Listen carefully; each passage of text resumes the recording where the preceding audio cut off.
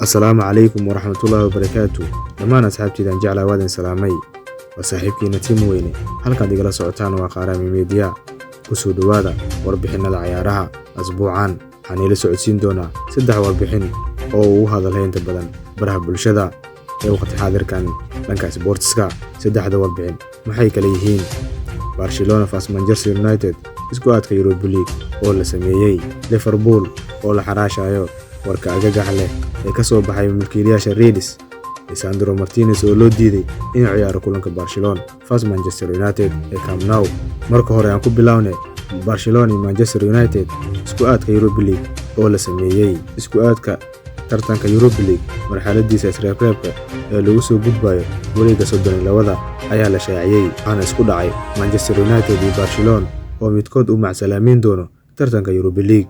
Barcelona ayaa ka soo dhacday tartanka Champions League iyadoo group kula jirtay Bayern Munich iyo Inter Milan oo kaalmaha koowaad iyo labaad ku soo kala baxay halka Barca ay u dhacday Europa League oo mar kale ay ku marayso imtixaan adag oo ay jeclaan lahaayeen taageerayaasheedu in dib loo dhigo. Manchester United oo horyaalka Premier League kaga dhameysatay kaalinta shanaad xilli ciyaareedkii hore isla markaana qayb ka ahayd wareegii guruubyada Europa League ayaa ku soo dhameysatay kaalinta labaad iyadoo Real Sociedad ay koowaad ku soo gudubtay sidaas ayaana isreebreebka ula gashay naadiyada ka soo dhacay Champions League.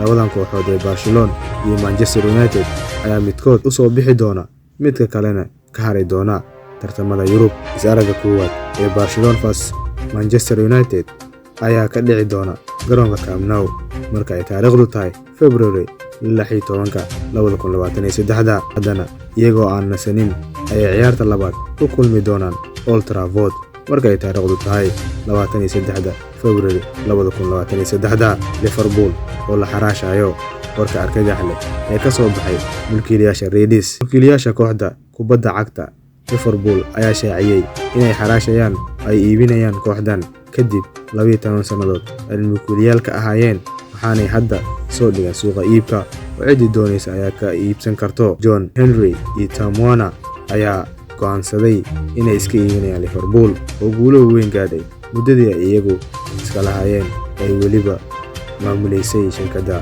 Family Sports Group. warka lama filaanka soo baxay ayaa argagax ku noqday taageerayaasha kubadda cagta gaar ahaan kuwa Liverpool oo saacado ka hor bilaabay falanqaynta iyo saadaasha iskuadka Champions League ee duhurkii la sameeyay. war-saxaafadeedka kooban ay soo wada saareen milkiilayaasha Liverpool ayaa lagu sheegay inay gaareen go'aan ah inay iibinayaan kooxdan waxaanay ku tilmaameen inuu yahay mid u fiican kooxda iyo iyagaba.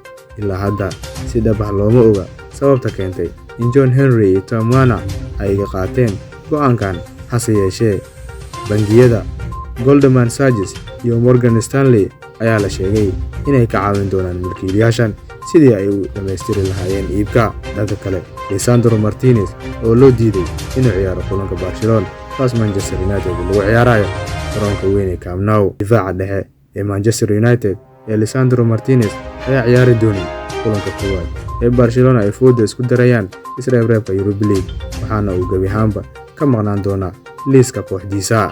Manchester United iyo Barcelona ayaa isku dhacaya iskuadka isreebreebka Europa League ee la sameeyay waxaana midkood soo gudba uu qayb ka noqon doona iskuadka xiga ee la sameyn doono bisha February. Red Devils waxay safar ku tagi doontaa Camp Nou marka ay taariikhdu tahay February 16, 2023. toddobaadka xigana waxay Barcelona ku soo dhaweyn doontaa Old Trafford. ciyaarta koowaad ayaana United heli doonin Lisandro Martinez oo ka mid ah xidigaha ugu fiican Old Trafford xilli ciyaareedkan isaga oo si joogto ah ugu soo bilaabanaya tan iyo markii uu kaga soo biray kooxda Ajax. 24 jirkan ayaana UEFA u ogolaan doonin inuu ciyaaro kulanka Barcelona ee lugta hore sababtuna waa inuu kaad digniin ah ka qaatay ciyaartii Khamiista ee Real Sociedad waxaana uu kaadkaasi ahaa midkii saddexaad ee uu qaatay kulamadii ay kooxdiisu ciyaartay ee tartanka, taas oo qasab ka dhigaysa in hal ciyaar uu ganax ku maqnaado. Manchester United oo dhaawac kaga maqan yahay Raphael Varane ayaa rajaynaysa inay dib u heli doonto difaaca reer France oo uu soo bogsoon doono inta ka horeysa waqtigaas iyadoo uu garabkiisa ka dheeli doono midkood Victor Lindelof ama Harry Maguire. shaqo adag ayaa u taalla daafacayaanada Manchester United ee ku soo bilaaban doona kulanka Barcelona oo uu maqan yahay Lisandro Martinez sababtoo ah waxay wajihi doonaan Robert Lewandowski haddii uu taamsi ahaado ilaa waqtigaas. Weeraryahanka reer Poland ee Barcelona ay xagaaga ka soo iibsatay Bayern Munich ayaa xil ciyaareedkan dhaliyay 18 gool oo dhammaan tartamada ah, 5 ka mid ahna ay yihiin tartanka Champions League.